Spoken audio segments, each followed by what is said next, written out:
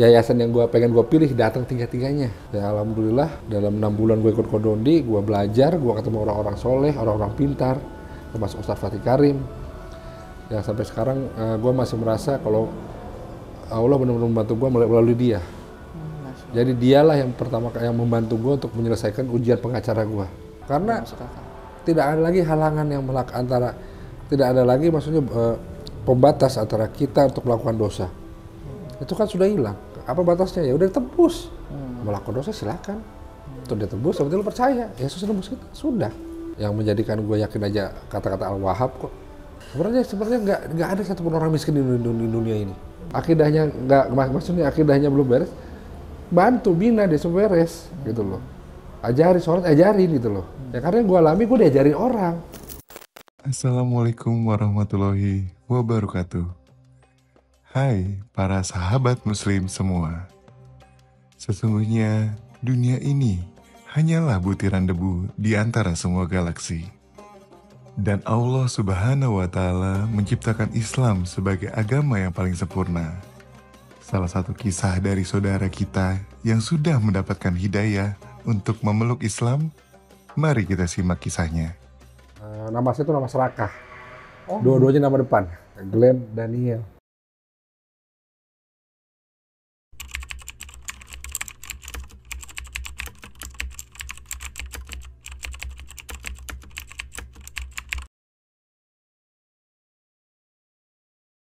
Saya dari kecil memang rajin beribadah gitu, karena kan di bawah orang tua ya wajar lah.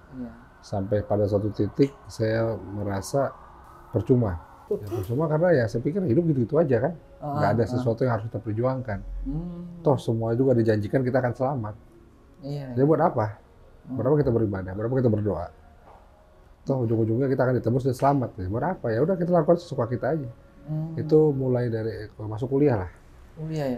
Kuliah sampai tahun ya sekitar 2000 itu sampai 2008, berarti sekitar 4-5 tahun lah, 5 tahun. Bukan menjadi ateis, bukan, tetapi saya merasa ya berapa kita ibadah. Ya lebih baik ya kita hidup apa adanya, bersenang-senang, toh selamat.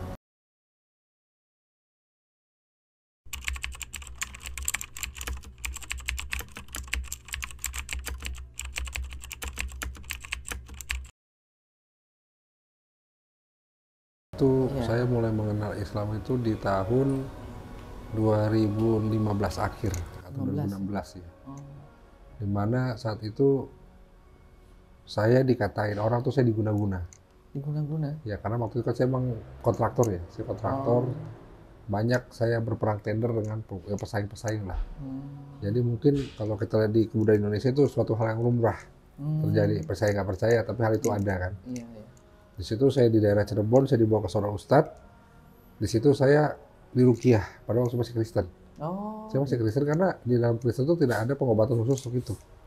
Hanya ada namanya pengusiran roh jahat. Itu ya cuman kayak didoakan gitu kan. Tapi karena pada saat itu saya ada di daerah yang notabene Kristennya sedikit ya, agak terlalu banyak, ya saya dibawa ke ustadz. Dan pada saat itu saya diruqyah mungkin sekitar 2-3 jam saya ya sembuh gitu loh, maksudnya dari terlepas dari gejala-gejala itu. Nah di situ saya mulai iseng bertanya sebenarnya. Pertanyaan saya ini sebenarnya ingin mengajak ustadz tersebut tuh untuk masuk ke dalam pola pikir saya. Ya namanya usaha kan. Saya bertanya begini, Ustadz, dalam agama Islam siapa sih Yesus itu? Nah dia cuma mau ngomong begini, bagi umat muslim tidak lengkap imannya apa tidak mengimani Isa alaihissalam atau garis miring Yesus. Di situ saya terdiam. Dan saya terdiam, saya udah diam aja. Akhirnya ngobrol-ngobrol lain, ganti topik, biasa kita silaturahmi, ngopi-ngopi, pulang. Udah, saya pulang, tapi kenapa jawaban Ustadz ini berbeda sekali dengan doktrin yang saya terima sebelumnya. Di mana doktrin yang saya terima dari kecil sampai saya dewasa itu ya Islam itu agama keras, Islam itu membenci Kristen. Ya. Kristen itu menganggap Islam itu agama orang miskin. Karena ya doktrinnya beda tuh, orang-orang ke masjid semua jalan kaki, ada motor, lihat ke gereja, bawa mobil. gitu loh. Kan ngomong gitu. Akhirnya namanya anak kecil kan terdoktrin ya. Iya. Terulang-ulang. Akhirnya mindset kita ya begitu. Ternyata begitu jawaban Ustadz itu sedikit membuka celah dalam doktrin di otak saya. Dan saya akhirnya mulai cari tahu. Mulai cari tahu, yang pertama kali saya cari tahu itu kedudukan Isa di dalam Al-Quran. Ya, saya pelajari Isa itu apa, perjalanan seperti apa, walaupun saya baca hanya sekedar terjemahan. Kan, jangankan membaca Al-Quran, hurufnya kagak ngerti, sampai sekarang sih masih susah. Ya, saya baca terjemahannya, tapi ya karena saya bacanya karena curiosity ya, karena keinginan tahu saya. Akhirnya ya saya baca sesuai dengan perspektif yang sesuai apa yang tertulis, bukan saya baca melalui perspektif kekristenan saya gitu loh. Makin lama saya makin pelajari, makin tergerus tentang tentang keisaan Yesus itu. Ketuhanannya. Ya, satu ketuhanannya, dua kedudukannya, tiga kehidupannya. Ya, akhirnya saya mulai merasa kok apa yang diceritakan dalam Al-Quran tentang Isa itu semua lebih make sense, masuk akal. Ya, pada saat itu saya mulai, setelah saya yakin bahwa memang itu make sense, masuk akal, logika saya masuk, saya bergerak ke daerah lain. Saya akan mencari kesalahan di tempat lain gitu loh. Ternyata ya, jadi saya membongkar ini nggak ada kesalahan nih. Iya. Bukan masuk nggak ada kesalahan, saya pikir lebih konklusif dibanding yang ada di Bible, ya kan? Saya pindah ke hal lain. Kedua yang saya pelajari itu sains. Sains, wow. Ya, sains langsung, karena saya mencoba menggunakan pola pikir orang ateis. Karena orang ateis kan full of logic ya. Iya. Jadi saya mau pengen menyerang Al-Quran itu dalam segi logika, ilmu pengetahuan. Saya beli buku tentang, ada buku namanya itu Sains Al-Quran. Saya lupa itu karangan siapa. Tapi yang saya pelajari itu 3 atau 4 yang saya itu masuk akal semua dan terbukti. Yang paling saya ingat itu adalah satu, besi itu bukan berasal dari dalam bumi, satu. Dan ternyata NASA mengkonfirmasi itu. Kedua, sungai di bawah lautan. Dua lautan yang tidak bercampur, sama tentang janin. Bahwa saya masih ingat sampai sekarang itu janin itu berkembang di dalam 3 lapis kegelapan. Dan di sains itu jelas kenapa janin bayi itu di dalam rahim 1 kegelapan, rahim di dalam bukan ketuban, 2 kegelapan, ketuban di dalam perut 3 kegelapan. Bagaimana orang yang 1400 tahun tahu tentang itu? Ya, akhirnya make sense semua kan? Iya. Akhirnya pelajar dan saya tidak menemukan, maksudnya tidak menemukan kontradiksi apa yang tertulis di dalam Al-Quran dengan sains sekarang. Malah semua penemuan-penemuan yang pada akhirnya mengkonfirmasi itu gitu loh.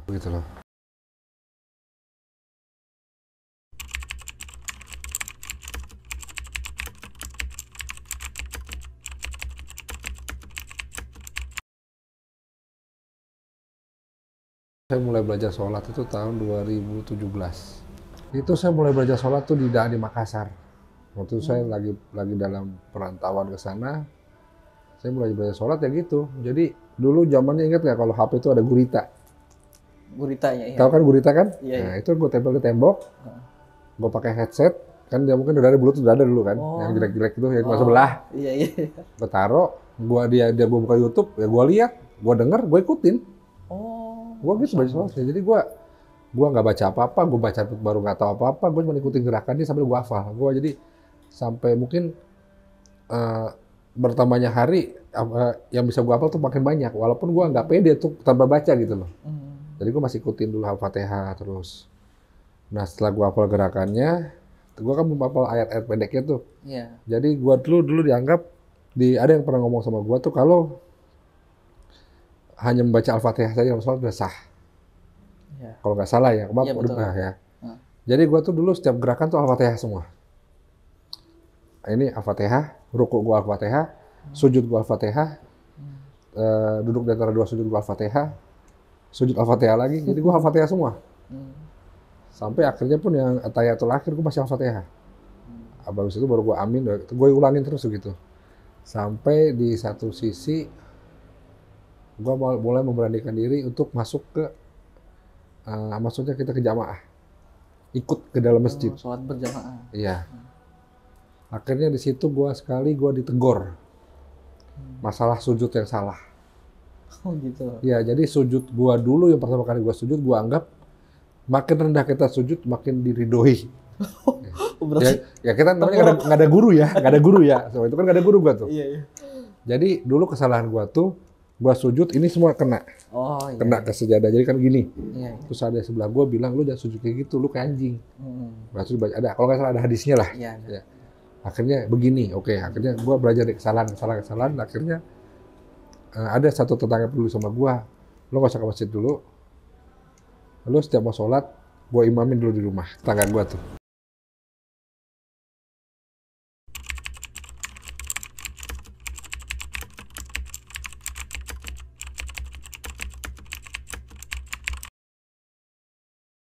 Saat itu gue kan kerja sama orang, gue kerja di pabrik kapur. Nah, waktu itu emang mungkin keadaannya gue harus dikeluarkan orang itu karena gaji gue kebesaran. Oh gitu. Gaji gue terlalu besar, dia akan mengganti gue dengan tenaga yang lebih murah. Oh. Bikin segala macam alasan lah. Waktu gue mau dikeluarin, gue bilang sama salah satu pegawainya, "Bang, anterin gue dong ke masjid, gue mau syahadat." Tapi sama bos itu dilarang. Jangan lu anter, karena dia cuma pengen cari kasihan. Akhirnya gue batal. Oh gitu. Ya udah gue nggak jadi syahadat, ya udah. Karena mungkin di situ harga diri gue, ego gue masih tinggi. Ya udah gue cabut, gue akhirnya ke Kendari. Di Kendari gue tinggal di tambang yang jauh dari, maksudnya jauh dari lingkungan ya, masyarakat yang bisa ngedidik gue, ya akhirnya gue hidup jahil lagi. Gue tinggalin sholat, gue mulai hidup seperti apa adanya. Kita jangan kan sholat, mungkin ingat Tuhannya gue enggak. Karena nggak ada lampu, nggak ada apa, ya akhirnya kita hidup apa ada, kerja. Akhirnya gue harus pulang dari Kendari, gue balik. Nah, udah balik, gue balik ke Bali, gue di Bali. Di Bali lah baru benar-benar perjalanan iman gue tuh derajatnya tinggi, langsung jomplang naik gitu. Di Bali kan kita tahu ya, di Bali itu susah dengar azan. Iya betul. Hanya di daerah tertentu yang kita bisa dengar azan kan. Iya. Emang mungkin ini adalah takdir yang Allah berikan kepada gua. Gua dikasih satu tempat tuh berusaha di depan pesantren. Di depan pesantren, di situ gua banyak berinteraksi dong dengan santri, dengan musrif ya kan, dengan ustadz ulamanya. Gua sering bercanda, ngobrol-ngobrol lah. Gua sering nanya. Mereka masih tahu gua di situ Kristen. Tapi gua sering nanya. Akhirnya gua beranikan diri, gua ikut subuh di situ. Oh, masuk. Ikut subuh. Jadi selama perjalanan gue di Bali itu, gue benar-benar yang menjalankan 5 waktu itu dalam masjid. Masuk. Tidak lepas. Karena emang dulu waktu gue memungkinkan untuk itu. Dulu gue di sana jualan mie kocok. Penjualan Mie kocok. Jadi gue balik dari pasar jam 2:30, gue harus rebus itu balung, gue tinggalin sholat. Balik udah mateng. Gue siap. Pokoknya buka 2 jam 12 tutup lagi, gue balik. Gitu terus perjalanan gue selama sekitar 8 bulan, 9 bulan lah. Dan gue itu benar-benar 5 waktu, dan gue belum syahadat. Gue belum mengikrarkan, maksud gue gini, ini gue tahu belakangan ya. Sebenarnya kalau kita bersyahadat tanpa ada saksi pun sah. Karena itu kan hubungan kita dengan Allah kan. Hanya saja gue anggap, gue dulu karena sependek ilmu gue bilang, gue belum syahadat nih. Karena syahadat gue belum ada orang yang saksikan dan dengar. Iya. Tapi gue sholat udah dan nah ini juga jadi salahnya gue, jadi pembenaran gue di saat gue balik jahil lagi. Jadi begitu gue habis jualan, habis kontrak, gue pikir kayaknya gue jadi Gojek di Bali itu lebih menguntungkan gitu loh, karena tipsnya kan bagus. Iya. Akhirnya semua barang-barang bekas gue jualan itu gue jual, gue beliin motor. Gue Gojek lah di Bali, di kota. Dan gue akhirnya ketemu sama komunitas, di mana itu komunitas yang satu daerah sama gua, dari Karo sana kan. Ya karena Karo juga Karo itu kita bilang sebagian besarnya mayoritasnya Kristen. Ya gua ikut lagi makan babi, gua ikut lagi minum minuman gitu kan. Gua bergaul secara mereka lagi udah, karena gua pikir ya udah gua bukan syahadat ini. Ya nggak salah dong gua balik kan gitu kan. Itu berjalan panjang sampai akhirnya Bali dihantam COVID. Nah di situ gue hidup jahil parah di situ. Parah, gue nggak lagi inget Tuhan, gue nggak inget apa lagi. Sampai COVID balik, gue di Bali sekitar 10 bulan. Di masa COVID itu gue masih di Bali, gue nggak kemana-mana. Tapi memang itu gue harus balik ke sini. Gue balik ke sini, gue hidup nganggur, gue waktu banyak, gue belajar, gue akhirnya bisa punya waktu lihat dia tutup. Gitu. Baru situlah gue lihat Zakir naik. Oh, Gue lihat lagi almarhum Ahmad Dedat, tidak. STS. Yusuf STS. Ya, itu gue pelajari terus sama pokoknya banyak lah. Terus perdebatan-perdebatan si Christian Prince yang di sana sama Bart Ehrman itu kan semua kan gue baca nih, gue nonton karena gue kan nganggur. Iya. Jadi tiap hari mata gue di YouTube gitu loh. Kaum berbahan ya. Iya. Orang kita mau kerja apa? Iya. Di situ ya gue belajar lagi teman karena di sini juga gue keluarga Kristen. Jadi ya otomatis apa yang gue jalankan secara Kristen. Tapi gue tidak bergereja. Nyokap gue kan, ayo gereja, gue anterin, dia masuk, gue keluar, ngerokok di warkop. Gue liat jamnya pulang, udah, oh lagunya lagu pulang nih, gue baru balik lagi. Karena gue udah hafal ya, lagu pulang nih, lagu pulang. Gue udah langsung standby di depan pintu keluar gereja. Jadi dia taunya gue gereja, padahal gue ngerokok di depan. Terus begitu berjalan sampai akhirnya satu saat, gue nonton gue nonton YouTube-nya. Jadi gue nggak langsung nonton YouTube Kodondi. Gue pertama, gue udah mulai yakin lagi harus mualaf. Tetapi waktu gue mau yakin mualaf ini, datanglah cobaan paling besar pada laki-laki. Apa coba? Apa tuh? Gue kenal sama pramugari beragama Katolik. Oh. Dan dia mau sama gue. Oh. Syaratnya lu harus ikut gue nih. Lah kan gue Kristen, Katolik kan sama. Gue bilang enggak, kata dia. Ya udah, gue udah mau. Gue ikut. Disitulah memang jalan kerjanya Allah di mana ini sebenarnya udah cocok sama gue loh. Umur sama, satu akidah. Dibilang dua pramugari kan nggak mungkin jelek ya. Iya. Ya. Nyokap gue nggak setuju. Oh. Seandai kata nyokap gue setuju, gue udah jadi pastor sekarang. Nyokap gue nggak setuju. Begitu nyokap gue nggak setuju, dia kecewa. Karena dia juga kan maksudnya udah berumur juga gitu loh. Kan perempuan mungkin waktu itu umur 30 kan udah kritis juga tuh. Iya. Dia umur 30, dia umur 35, gue udah umur 37 atau 3 berapa gitu. Tahun 2021. Berarti umur gue udah sekitar 37. Dia umur 35, 34 lah. Nah 37, dia nyokap gue nggak setuju, udah bubar dong. Karena dia juga butuh kepastian. Gue juga nggak bisa ngapa-ngapain karena pada saat itu hidup gue bergantung sama nyokap gue. Sama keluarga lah. Ya, itu satu. Kedua, ini mungkin gue agak flashback dikit ya. Di saat di Bali itu gue emang sudah niat banget untuk syahadat. Tapi gue pikir, kalau gue syahadat, gue dapat apa lagi nih? Apa? Ya, pasti gue kehilangan semua dong, gue yakin. Iya. Itu yang akhirnya membuat gue tidak bersyahadat pada saat itu. Karena waktu itu pernah nyokap gue, bokap gue, adik-adik gue datang ke warung gue. Masuk ke dalam dong, lihat kamar. Ada sajadah, ada tasbih, Ya Allah. ada songkok, ya kan? Lengkap lah. Gue itu punya siapa? Punya temen gue, gue gituin. Temen lu mana? Lagi di belanja. Terus nama warungnya aneh. Waktu itu bukan nama warung gue ingat banget. Nama warung gue tuh kedai makan Habibullah. Waduh, Masya Allah. Yang jual Kristen, nama kedainya Habibullah. Enggak, mungkin orang Bali udah Islam. Karena gue kan sholat dulu. Iya. Tapi memang dia tahu atau nggak tahu gue udah Islam, gue nggak tahu. Mungkin kan di situ apakah mungkin gue biasa aja orang ikut sholat kan itu gue kan belum sampai ke situ pelajaran gue. Karena gue dulu belum mengupas perbandingan agamanya aja dulu. Gue sama sekali belum pernah mau masuk ke dalam intinya. Ke tauhidnya gue belum masuk. Gue cuma ingin mempelajari gimana sih beribadahnya. Gue sanggup atau enggak nih? Yang dari seminggu sekali jadi 5 kali sehari. Apa gue sanggup enggak? Kan itu yang gue pikirin dulu. Ternyata yang waktu gue jalan gue enjoy. Dan ada satu titik di mana gue rindu. Kapan ya azan? Masya Allah. Tapi itu ya mungkin, tapi itulah waktu di mana nggak lama lagi gue balik ke jahil. Ya itu. Emang gue sempat punya perasaan gue kangen sama azan. Itu ya. Iya. Dan mungkin aneh ya, tapi gua itu dulu habis subuh, nunggu suruk. Gue cuma diem di masjid. Orang pada kajian gue nggak ngerti kan. Dia baca, gue nggak ngerti. Gue cuma diem di ujung begini aja, dengerin. Udah suruk, sholat gue balik. Nggak pernah gue mau ikut karena gue takut salah gitu loh. Gue takut ditolak. Kan mungkin masih ada sisa-sisa doktrin yang nempel di gue nih.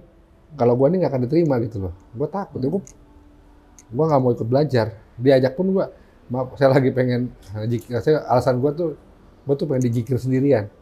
Padahal kakak jikir gue ngelamun doang. Ngeliatin gue ngelamun gini udah. Menikmati gitu ya? Menikmati. Dibilang menikmati, gue caranya melamun aja gitu. Melamun aja, nggak ngerti. Gue tuh bukan menikmati masjid, gue menikmati kekosongan pikiran gue. Gue mau menikmati di mana gue lepas dari dunia. Walaupun gue tidak bersolat, gue tidak ngapain, enggak. Gue cuma diem, melamun, gue nikmatin, gue diem. Gue tuh hening gitu loh. Jadi kalau kayak film Naruto, akhirnya gue ketemu sama diri gue sendiri lah. Dimana itu titik puncaknya kan. Iya. Gue bisa ngaca dengan refleksi gue. Tapi gue nggak nyampe situ, gue cuma kosong aja. Habis itu ya akhirnya jalan-jalan aja. Itu tadi gue ceritain, gue nggak sanggup berpanjang warung, gue jual, gue ngojek. Gitu loh. Di situ gue balik lagi jahil. Sampai gue mulai balik lagi kita ke depan, di mana gue nonton YouTube kan. Situ akhirnya gue mau mualaf, habis yang kejadian itu cewek, gue mau mualaf nih. Gue harus memilih, gue nggak mau salah jalan. Gue milih, pertama yang gue perhatikan Hagia Sophia. Ya, Hagia Sophia gue perhatikan gimana pergerakannya, gimana ternyata jauh kan di Malang. Kalau dari Malang, sedangkan kehidupan gue Jakarta sama Bandung, gue nggak akan pakai handle nih. Gue lihat MCI. Gue lihat MCI, ini orangnya keras, gue takut gak sanggup. Ya kan keras kan, lo tau lah siapa kan. Apa harus gue sebut kan enggak. Orangnya keras nih, gue takut gak sanggup nih. Akhirnya gue ngeliatnya YouTube-nya Kodondi, atau Hit.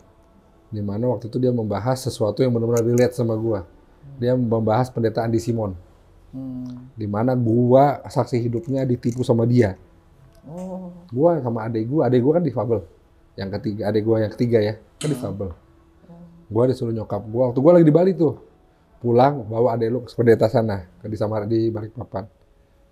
Gua bawa dong, gua bawa ke Adi Simon. Kita tuh jangankan dia mau disembuhkan, dianggap manusia pun tidak. Bayangin orang difabel yang nggak bisa jalan, harus pakai alat. Harus nunggu pinggir jalan panas-panas dari pagi sampai sore, nggak mau ditemuin. Itu berjalan 4 hari.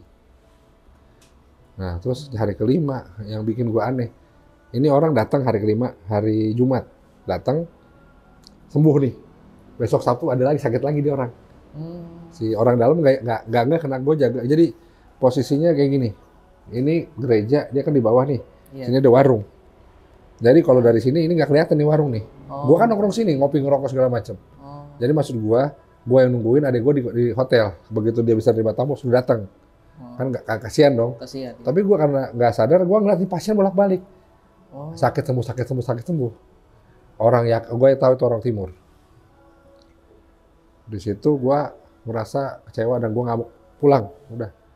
Nyokap gua marah-marah, penipu dia gua gitu. Pulang. Nah akhirnya begitu gua nonton YouTube, Aristo dulu, Ustadz Kucir, Jim Media Channel, dia bahas itu. Terus dia kasih nomor telepon, gua ceritain lah pengalaman gua tengah di Simon kan. Ya udah, terus antum mau apa? Saya mau syahadat, langsung gitu, nggak pikir panjang. Tetapi itu apa? Pas saya bilang gua mau syahadat, gue takut lagi nih. Itu dari gue mau syahadat sampai akhirnya gue bersyahadat tuh mungkin butuh 1,5 bulan. Kodondi udah nyuruh gue nih ke Jakarta loh. Kalau nggak ada ongkos gue ongkosin. Nggak kok, nggak apa-apa begitu. Lu ke Jakarta gue ongkosin, nggak usah kok, nggak apa-apa.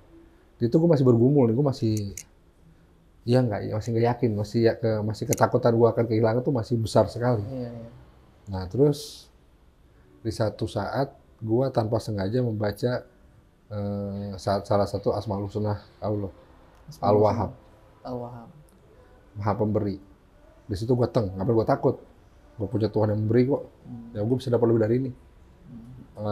Setelah gue memutuskan gue mau berangkat, nggak nyampe setengah jam Kodoni nelfon gue. Glenn, besok gue ke Bandung, lu tunggu aja di Bandung. Ya udah, gue tunggu dong. Nggak aja gue berangkat, besoknya kalau dia datang, Glenn, gue udah di sini, lu datang ya. Nah, akhirnya gue datang ke pesantrennya Agim.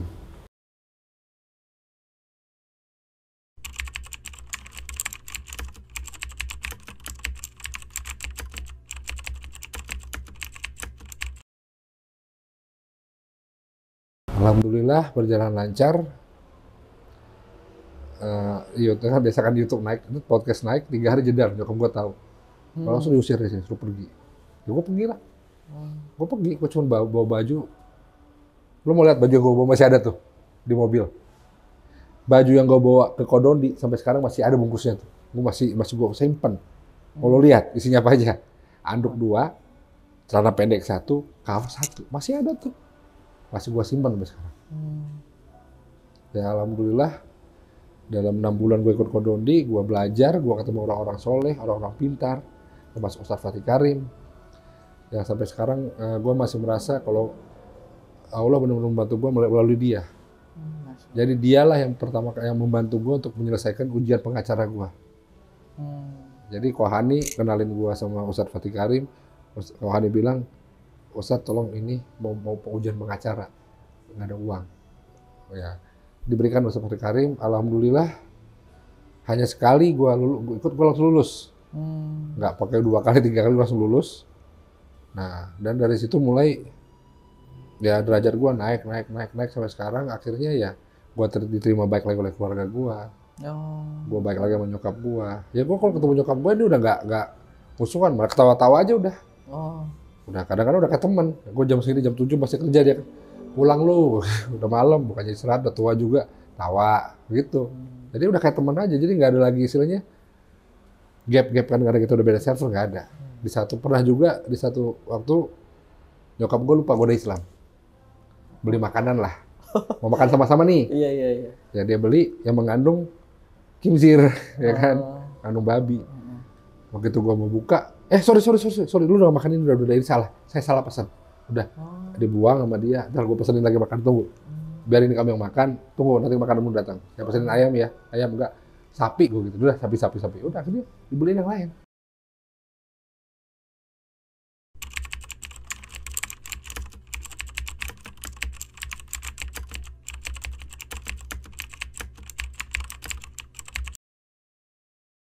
Ya udah lah, dia punya aku, ini buat kamu aja. Tapi kamu ikut aku. Ini Ini, ya inilah. hotel ini ya. Ya nanti tinggal dinilai sendiri berapa nilainya. Gitu, dinilai aja sendiri lah. Nanti kalau mau lewat keliling silakan. Iya. Ini besar nih rumah, masya Allah besar. Ya, gue pernah tawarin itu, cuman gue pikir buat apa gue terima sesuatu yang akan buat gue hancur lagi. Kenapa? Karena gue yakin di saat gue balik ke akidah itu lagi, gue akan punya pola pikir bahwa gue udah ditebus. Ini gue habisin judi nggak masalah. Iya. Ini gue habisin buat belacur nggak masalah. Ya kan? Ini gue habisin buat narkoba nggak masalah. Urusan gue polisi doang. Kalau gue udah ditebus gitu loh. Itu buat apa? Ini akan habis begitu aja pasti. Gue mikirnya ke situ. Karena tidak ada lagi halangan yang tidak ada lagi maksudnya pembatas antara kita untuk melakukan dosa. Itu kan sudah hilang. Apa batasnya? Ya udah ditebus. Melakukan dosa silakan. Itu dia tebus, berarti lu percaya. Yesus tebus kita. Sudah. Ya, jadi gue pikirnya kalah situ. Jadi ya udah nggak usah lah. Toh yang menjadikan gue yakin aja kata-kata Al-Wahhab kok. Allah Maha Pemberi ya. Iya. Allah Maha Kaya. Kita jangan takut miskin kan. Iya. Kalau kita Maha Kaya. Sebenarnya nggak ada satupun orang miskin di dunia ini. Cuman ada orang yang cukup aja. Cukup ya. Orang miskin pasti cukup bisa makan kok.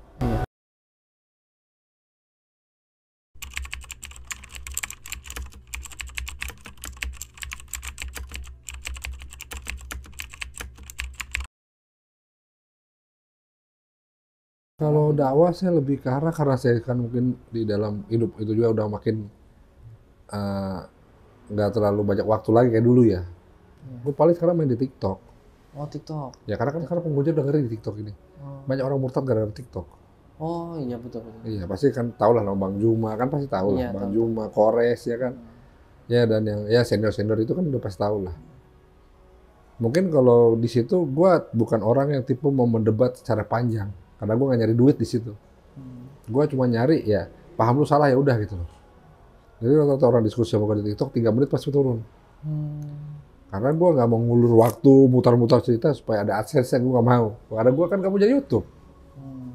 Gue punya YouTube, gue nggak punya kepentingan apa. Gue cuma pengen supaya saudara gue yang masuk di TikTok ini nggak tertipu. Ya, jadi kalau ada Oten naik, rata-rata Oten yang di TikTok ini naik begitu gue naik dia turun. Ya karena ada gunanya. Ada gunanya ya. Ya, dan gue udah terbukti memenjarakan 3 penghujat.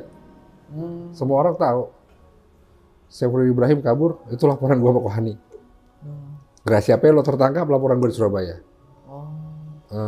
Satu lagi, MKC gue bukan lapor, tapi gue masuk timnya. MKC. Iya, yang melaporkan kan MKC di dalam itu dia Sama orang. Iya, orang udah tahu, orang udah tahu gitu. Iya, Gue siapa.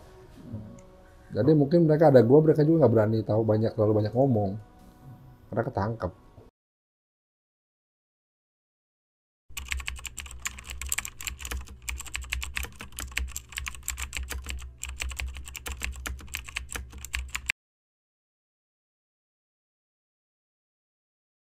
Saya cuma minta tolong karena banyak yayasan-yayasan ini yang mengaku sebagai pembina mualaf, Ya. tetapi tidak membina.